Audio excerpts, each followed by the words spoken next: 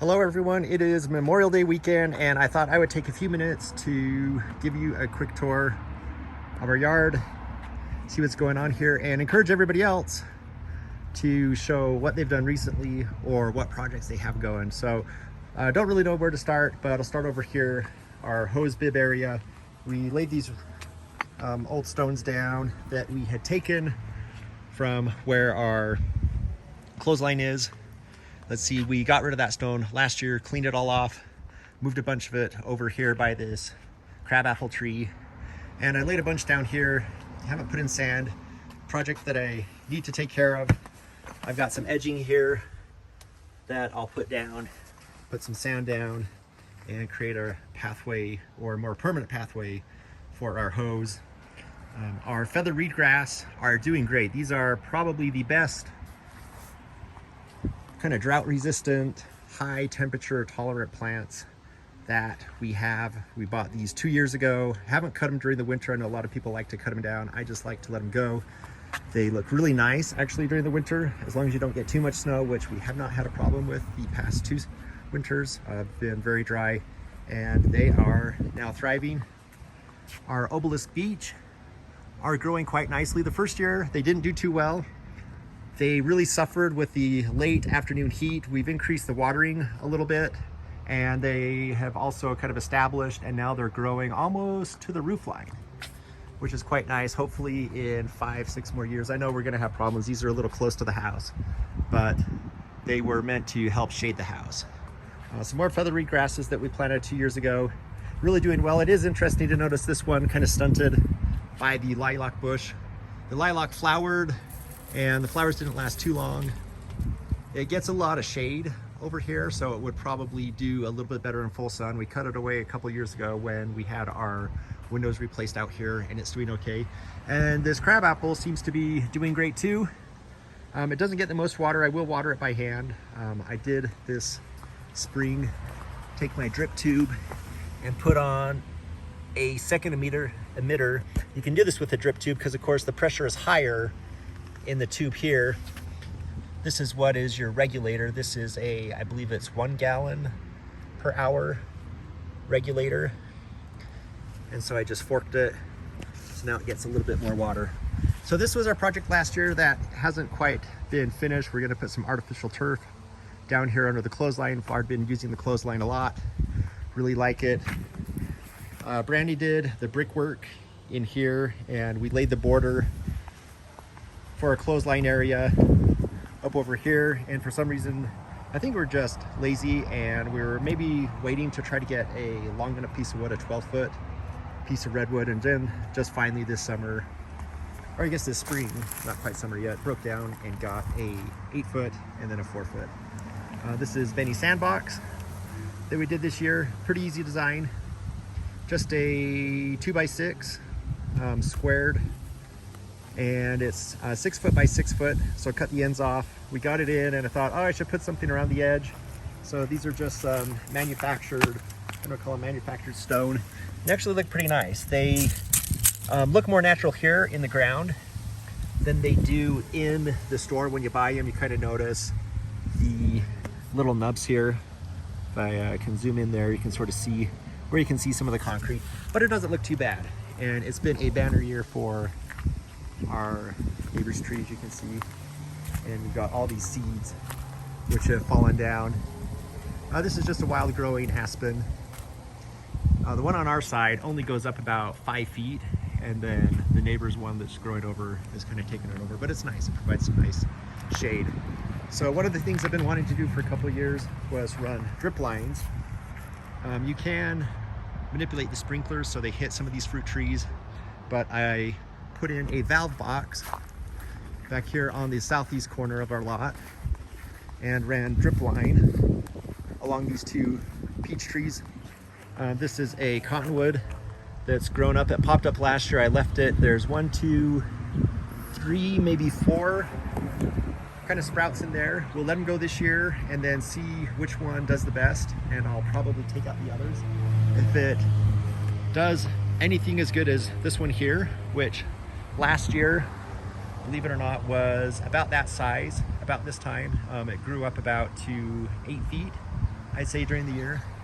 And now it's well over 10 feet, so really thriving, and that'll provide us with some early morning shade and a bit of shade over there on that garden area late in the day. So back to our drip lines. See, it runs all along here. So I put in 2 new valves. I had to dig a 60-foot trench from down there by the concrete all the way down to here. Put 2 drip lines in. One runs north and will eventually water these trees here. These were all going to be American arborvitaes, which will grow to about 20 feet long. They're kind of a dense, I guess, coniferous tree. But I've changed my mind. Sorry about the finger there. I've changed my mind, and I think I'm going to do some columnar oak instead. So I'm not sure what I'm going to do with these 2 little ones, which were the 2 out of the 10 bare root trees that survived. And a lesson from the bare root trees, I think I did not get them early enough. I ordered them online from the Arbor Day. They said that they would ship them based off of your local zone when it's great to plant them. They did not ship them until mid-May, or I didn't get them until mid-May, which is just too late in Utah to do bare roots and put them in the ground if you're not constantly watering them. So as you can see, these are now attached to our drip line, and they've got a bit of moisture in them still. So the drip line seems to be getting them adequate water. You can see some composting projects over here. This is all the thatch that came out of our lawn. Not sure if I'm going to keep all of this or have to get rid of it. Benny's enjoyed playing in it. But we have our 2 open compost boxes. This watermelon should actually be over here. This is kind of our compost that's almost fully composted. Probably by August. It's been so dry here, it's really hard to keep it wet, but by August, hopefully, it will be ready to go out. And this is where we're putting a bunch of kitchen scraps now. Goodness, I don't know what we'll do with the grass. We'll see what happens with that. And this box in here has some really good stuff. Benny was filling it up with some grass. I'll take that out. But you can see this almost looks like dirt. And so that compost will be ready to go out on our garden once we get things planted this afternoon. So a quick word on our trees. The 2 peach trees, I pruned them very heavily up on the top. I probably should have taken more branches out of the center, and then I spent about 4 hours thinning them. So you can see anytime I'd find a little peach like this, just twist it off and leave about 1 per branch. When I first came out here, a branch like this would probably have about 10 tiny little peaches on it. And you can see they're almost nowhere to be seen, but you can get that to focus. We actually do have a fruit or 2 that's left and growing well. So this one, it's interesting. You come out here, you think you've got them all, and then you find a branch where, oh, yeah, I missed one, or a new one's popped up. So we don't want too many peaches. The first year, I did not prune them at all, and you end up with this. So this branch, I obviously missed a bunch, and they'll sprout like that, and then won't grow much until the end of the year, when they will grow just the tiniest bit, and you end up with a bunch of, I don't know, smaller than baseball size peaches. So this tree as well just needs some additional pruning. As some of these get a little bigger, you can notice them, but I estimate I took off a couple thousand peaches between the 2 trees. So hoping for fewer peaches to deal with later in the year, and they look pretty good. I'm glad to not have to water these by hand anymore.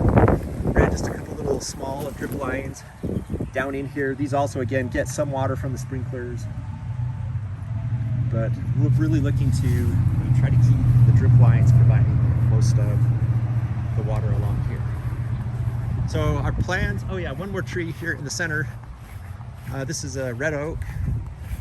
It was, again, a bare root tree planted 2 years ago that actually survived. I'm trying to remember, I think I had 3 or 4 red oaks and 1 red bud, and this is the only one to survive the bare root process. The first year, the center branch actually died here up top.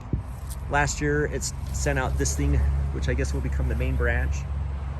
and it's got some other growth going on. So we're gonna let it go and see what happens. The hope was that they would grow, I don't know, like twice, 3 times this much. So this would happen in the first year. But the first year, again, we got them late. It did not grow at all. The very first year, surprised this survived because it had 1, 2, 3, 4 little leaves. But that was enough to keep it alive, and it's going. And this tree here is a surprise, which I believe probably came from one of the trees here along our road. And it happened to survive last year. So I didn't water it at all last year. And I said, well, if it survives, then we'll see what happens. Well, this spring it came back. So it is getting some love now. Has a little drip line underneath some of the mulch here. And that's somewhere in here. You can see the water. It's wet. There's our cottonwood sending up some sprouts. It's liking the water too, I guess, in this area. And so we'll see what happens with this thing. It's kind of fun to have something grow naturally. Again, our Boravate Americanum, which we bought, kind of hoped that this growth would happen in the first year, and not enough water, too much heat. It's really hot over here. This area, after about, I don't know, 10 a.m., maybe 10:30, is almost in the complete sun for most of the day. So it's just very hot. And there's our cottonwood tree, which some people don't like them. They're dirty, they drop big leaves. They send up runners everywhere. But we're gonna keep this one. It's going to be a fast growing tree and will provide some shade for some other plants. And we'll see what happens. Maybe it'll send up something else that we'll decide to keep. So back patio, we were gonna get a gazebo this year. With the crunch on lumber availability was not what we wanted. We were shopping sales at Costco and they were completely out of stock while they were on sale. So plans for the gazebo have been put on hold. We did finally just break down, get a cheap umbrella and a couple tables. So we actually do have some shade underneath here. So it's a good old Costco special 10-foot umbrella. Looks like Benny had the lights on. So go ahead and turn those off. And thankfully the black stuff on this concrete's wearing away slowly. And I should just get a power washer or something and take off the black and maybe repaint it or reseal it. But it is definitely hot. It's only high today of about 84 outside, and my guess is it's probably 120 to 140 when you're standing over this concrete.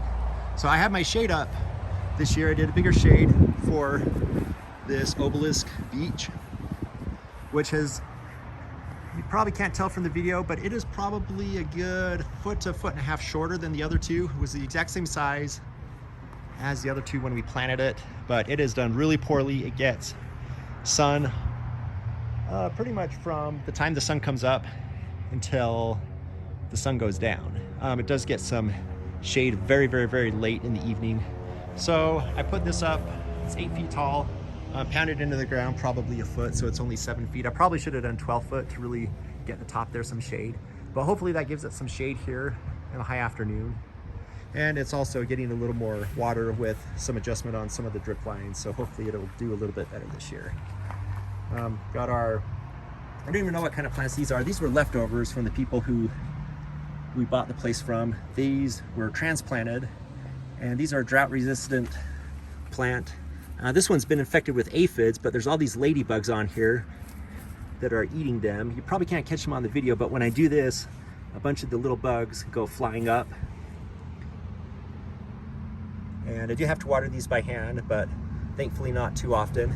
And this gets really hot here. Like touching, you cannot touch that with your hand. There's a bunch of sand here on the ground. That is very hot to the touch. I should cover that up with a bit of compost, bit of mulch, but even the compost gets pretty hot. It is pretty dark compost. It doesn't get quite as hot as the sand, but the sand is left over from putting this in last year. And this is held up well. We re-sanded it this spring. And then today, I spent a bunch of time by hand digging in here with a pickaxe and a shovel and a rake and mixing in some of our compost into the soil so we can actually plant something in here. This used to be just our clay soil, then covered with about, depending on the spot, maybe 6 inches to 3 inches of just compost and wood material that we got from the South Jordan landfill. So I did this section starting here all around the corner, basically up to about a foot in front of the tree there. And that was hot, hard work, very sweaty, very dirty, amazingly dry. I'm going to try to plant some pumpkins here, and my feeling is I'm going to have to water them a lot to get them established. And then once those leaves start to come out, they will sort of shade the ground and help retain some of the water. But we've just had such an awful spring. I think we've had one significant rainstorm, which was 2 weeks ago now, and that was the first significant storm we've had since February. That ground was completely dry all the way down to about 6 inches where I was digging with the pitchfork. This is just a temporary wall here. These were in the ground out where our obelisk is and where our little path is, and there's a little flower bed there. The grass actually came all along here, and this was all grass all in this area. All this area was grass. I took this grass out October 2019, if I remember right. And the eventual goal is to get some raised beds put in. This year we thought about it and then spent some money on other things, went to Disney World. And due to the price of lumber, I said, well, I'm not going to do it this year. I'll wait and see what happens with the price of lumber. Maybe they'll double again next year. Who knows? But I thought, oh, I'll just take these bricks, which had been around the side of the house, and bring them over here and try to build that up. And so I kind of did the same thing here. This has a little more compost in it. You can see I was trying to go down in the dirt and mix in some of the clay soil to really get some organic matter in that clay soil. And I'm not sure what I'm going to plant there because this actually gets quite a bit of shade. We planted pumpkins here last year and they did not do well at all. You know, pumpkins want full sun. The pumpkins that we planted here barely grew. I think we had one pumpkin, and it was one of those small ornamental pumpkins that actually grew, and they just did not get enough sun. The pumpkins that we had planted out here did much better, and we had a ton of pumpkins and a lot of fun. So that's kind of what's going on in the backyard. You can see I am planning to plant some seeds tonight. I've got my box out for the sprinkler stuff. Pickaxe has been well worth the 50 bucks we paid for that, and going to run some more drip tubing. Has been interesting this year too, going to the big box stores to try to get sprinkling equipment. Really hit and miss depending on what you need. There have been times when, get this door to open with one hand, there we go, where we could not find anything. We were there today, they did not have the end plugs or the drip lines that I needed.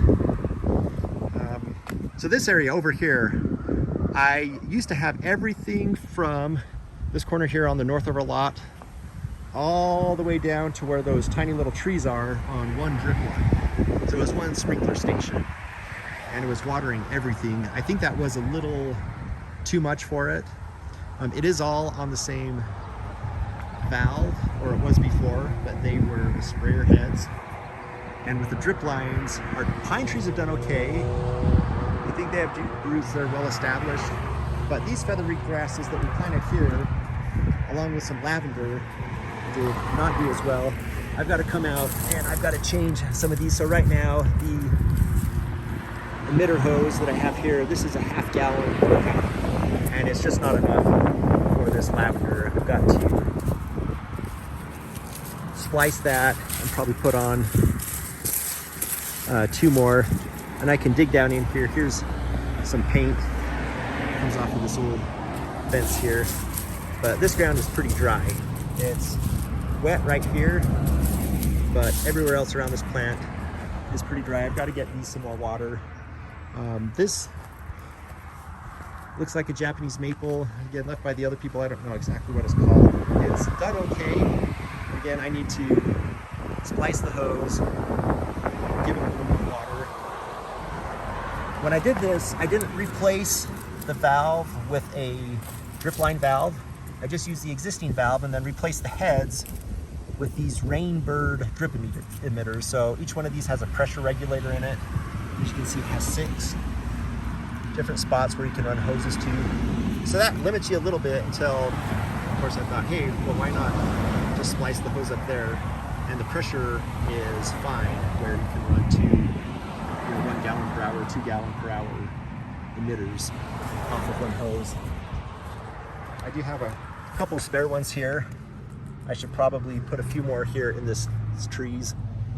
A lot of pine needles in here, which maybe don't look great, but I do like the natural look of them. I don't mind it, and it does help keep the weeds down. Nothing's going to grow in there anyway. It's very shaded, and that soil is going to be pretty acidic due to those pine needles. Well, if you notice here, this, which I think is a blue spruce, has just been subsumed by the other pine tree. At some point, we'll just cut that spruce down. It's kind of leaning out, and it's basically half a tree. If I come along here to the other side, you can see a lot better the half tree that it is. And man, that goes up pretty high. Those have grown, I would probably say 10 feet since we moved in. So here's the front yard. Here's our parking strip. I'm not sure how these trees get water because there's no sprinklers that go to them, but they've done fine. So I guess what I don't know isn't gonna kill me in this case. So our tiger eye sumac, they partially died. We had so little rain and snow last winter from the end of October, or sorry, from the end of September when I quit watering until I think it was the second or third week of February. We did not have any significant snow or rain. And I should have come out and watered these. Apparently the roots though did survive. Can't decide if I should pull them out. Did they just look ugly?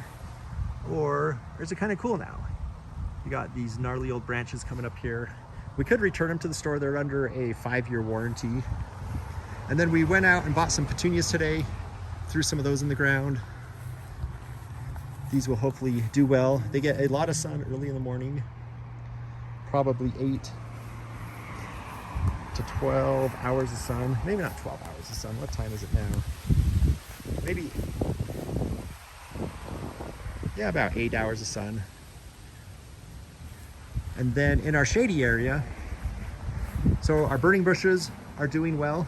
On this side, there's only one sprinkler head. You can see over here for these bushes. There's a pipe that runs over here to this, oh God, I forget what it is. It's a weeping birch or something that someone could tell me about. It actually has 2 sprinklers, one here, one on the far side. It gets plenty of water.